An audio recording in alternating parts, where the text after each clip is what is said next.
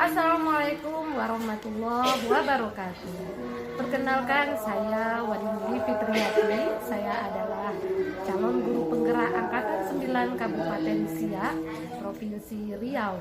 Hari ini saya mendapatkan tugas mewawancarai salah seorang kepala sekolah kita yang cantik ini, yang berada di SD Alam Sahabat Quran Siak.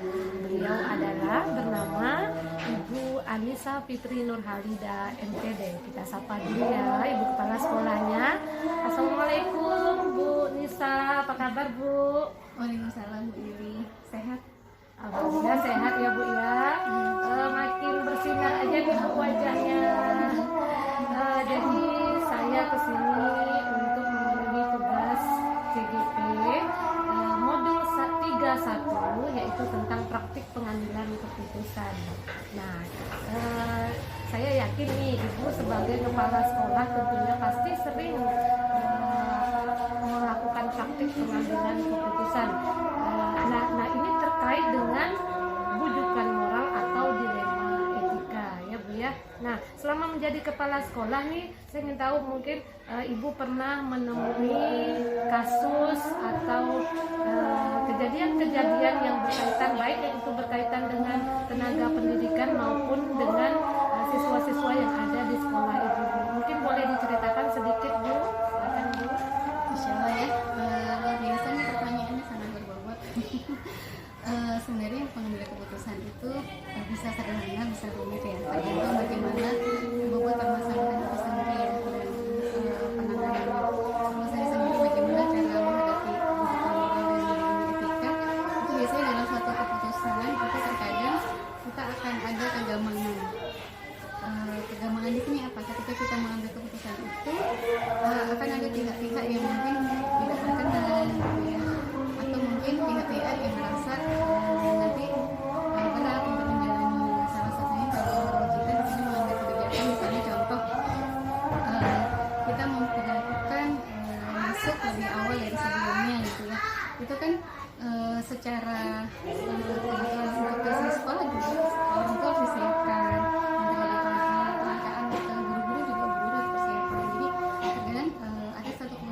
Yang kita buat itu terkadang tidak semuanya bisa membuat semuanya siap. Tapi sebagai pemimpin saya harus bisa menjelaskan dan mendorong semuanya untuk secara lapang hati untuk menjalani. Biasanya sebelum proses pengambilan keputusan itu kami tidak langsung begitu saja, itu melalui uji dan melalui analisis juga.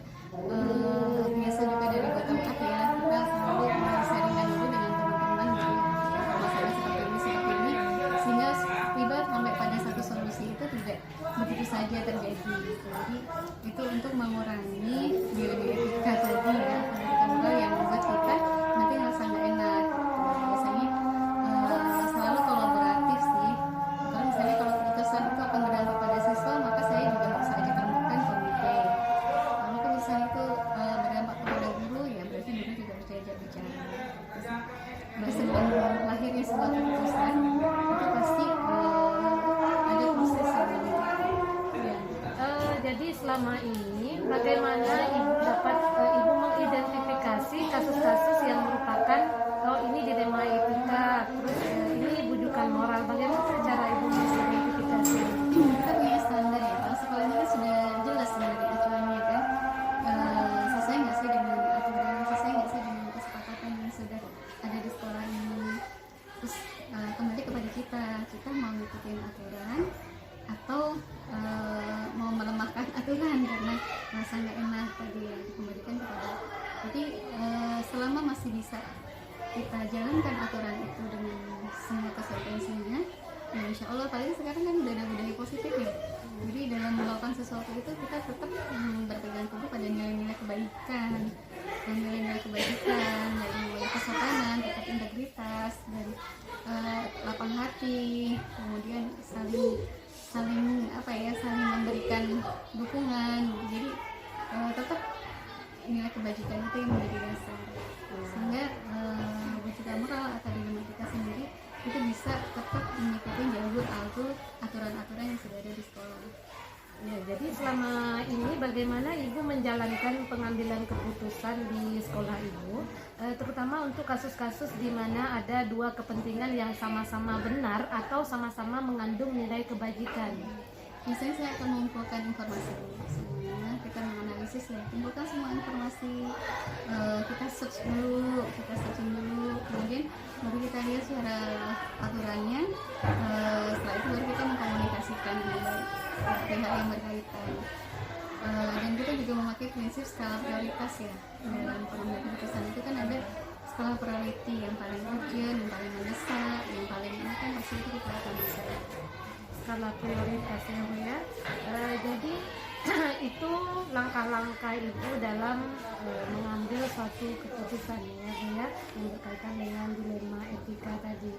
Kemudian hal-hal apa saja yang selama ini Ibu anggap efektif dalam pengambilan keputusan khususnya pada kasus-kasus dilema etika ini? Biasanya kembali kepada aturan sih. Jadi kalau kita sudah jelas di sekolah itu aturannya, kesepakatannya seperti apa, itu biasanya mengurangi dilema etika itu sendiri. Dan Pak guru atau siapapun yang akan terdampak itu biasanya ya akan memahami, ya udah ada aturannya. Terus kemudian hal-hal apa saja yang selama ini merupakan tantangan dalam pengambilan keputusan pada kasus-kasus dilema etika yang terjadi di sekolah Ibu? Nggak tegaan. Ada nggak Bu? Nggak tegaan, nggak enakan. Nggak enakan ya, Karena Bu, ya. kita perasaan kan. Makanya saya kalau menjalankan sekolah ini ada Apalagi dua, Ibu ada perempuan dua, ya. ada dua resep berdiri. Satu adalah saya selalu berdiri di atas dua kaki. Satu kaki itu profesionalisme, satu kaki hati. Jadi kita akan terkadang ketika kita sudah ada aturan secara profesionalisme, kita juga tengok hati kan. Oh mungkin masih bisa nggak ya dikasih tawaran, mungkin masih bisa nggak ya dikasih tengah karena urgenitasnya, mungkin karena kondisinya berbeda, bisa sakit ujungnya. Jadi tetap kalau kita ikuti profesional saja tanpa menimbang hati, juga kebutuhan dasar manusia untuk diakui, untuk disayangi, untuk kita nggak dapat nanti. Tapi kalau kita ambil hati saja, nanti profesionalisme aturan sekolah nggak tegak juga. Jadi dua-dua ini tetap secara harmoni kita jalankan gitu. Insya Allah luar biasa sekali ya Bu ya, apalagi kita sebagai wanita atau perempuan selalu Kan banyak kan perempuan hati iya. Kadang punya anak, kadang mungkin juga punya keterbatasan. Tapi kita tidak maklumin terus juga, gitu kan. Tetap tarik ulur lah. Luar biasa sekali ya Bu. Jadi apakah Ibu memiliki sebuah jadwal tertentu mungkin dalam sebuah penyelesaian kasus dilema etika yang terjadi ini? Apakah Ibu langsung menyelesaikan di tempat misalnya atau memiliki sebuah jadwal untuk menyelesaikannya? Kemudian ada nggak prosedur seperti apa kira-kira yang Ibu jalankan selama ini? Itu tergantung permasalahannya ya. Permasalahan secara resmi tentunya kan ada timingnya ya, misalnya kan ada rapat khusus ya. Tapi kalau sudah harus darurat ya berarti kan harus diprioritaskan. Ya itu berarti kita harus segera selesaiin. Tapi saya tipenya harus menganalisis dulu dan mengumpulkan berbagai macam informasi, baru kita telaah lebih lanjut dan baru kita berkomunikasi dengan siapa yang terlibat. Itu sih sumbernya di situ. Iya baik. Kemudian pertanyaan berikutnya nih Bu, adakah seseorang atau faktor-faktor apa yang selama ini mempermudah atau membantu Ibu dalam pengambilan keputusan khususnya dalam kasus-kasus dilema etika yang terjadi? Karena kita di sini tim leader ya. Kalau di sekolah itu kami membangun collaboration leader. Jadi saya tidak sendiri dalam mengambil satu keputusan. Ada wakil akademik, ada kesiswaan, ada kepala PU, ada prasarana sehingga kita punya tim untuk membahas suatu permasalahan secara bersama di tim leadership ini. Jadi nanti baru itu akan menjadi sebuah keputusan. Iya, berarti berkolaborasi. Ada tim leadership. Jadi semua bisa menjadi pemimpin pembelajaran ya, kayak di wali kelas. Jadi kalau permasalahannya dengan siswa, maka berarti kolaborasinya langsung dengan wali kelas. Orang tua juga itu berarti dengan guru-guru kelas. Tapi di tim leadership ini tadi juga akan kita libatkan. Kemudian dari semua hal yang telah Ibu sampaikan tadi, kira-kira nih Bu, pembelajaran apa yang dapat Ibu petik dari pengalaman Ibu mengambil keputusan yang menyangkut dilema etika ini? Ya gini, sebenarnya kalau kita harus mengambil sebuah keputusan itu, kita nggak sesederhana itu ya. Kita harus mengacu kepada prosedur ya, ada prosedurnya. Bahwa kita setelah kita mengambil keputusan, kita harus merefleksi dulu, benar nggak ya keputusan ini gitu ya. Jadi sebenarnya kayak gitu dulu sih, kita bertanya balik ke dalam diri kita, terus kita menimbang-nimbang lagi secara aturannya. Jadi jangan sampai keputusan itu lahir karena subjektivitas rasa like and dislike. Jadi kita uji lagi gitu kan, bagaimana keputusan ini, terus nanti ini ada melanggar hukum enggak, kita uji lagi ini ada melanggar aturan enggak gitu. Malah kita kan berharapnya menyelesaikan masalah tanpa masalah ya. Jadi direfleksi lagi sih sebelum Refleksi ya, jadi tidak terburu-buru. intinya kita refleksikan kembali ya. Masya Allah, luar biasa sekali.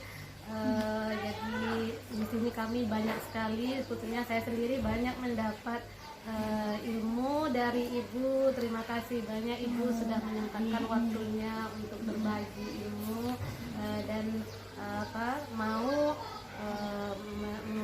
memberikan waktunya untuk saya dapat melakukan wawancara di sini, sehingga saya bisa jadi hasil wawancara ini Bu, ini adalah untuk mendapatkan sebuah wacana tentang praktik pengambilan keputusan yang Ibu jalankan selama ini. Jadi kami mendapatkan tugas untuk mewawancarai kepala sekolah untuk memenuhi tugas di modul 31 ini.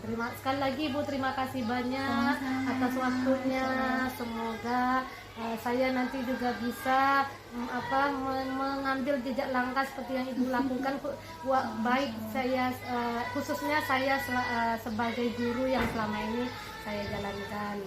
Kita tidak tahu nanti apa yang terjadi ya Bu ya, tapi apa yang Ibu sampaikan tadi luar biasa sekali, banyak sekali yang dapat pelajaran yang dapat saya ambil. Mudah-mudahan nanti saya bisa mempraktikkannya juga di sekolah saya ya Bu ya.